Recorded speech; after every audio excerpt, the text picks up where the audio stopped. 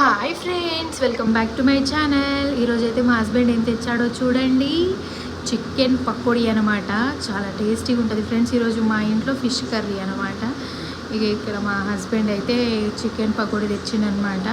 So వర్షం పడుతుంది కదా, అందుకని కొంచెం వేడిగా చికెన్ పకోడీ అయితే తీసుకొచ్చిండు. ఇంకా థమ్స్అప్ కూడా మా ఇంట్లోనే ఉండే కాబట్టి ఇక అదే తాగుతున్నాం అనమాట.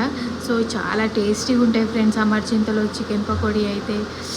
సో ఇదే ఫ్రెండ్స్ ఈరోజు night video. So please like, share and subscribe to my channel. Bye.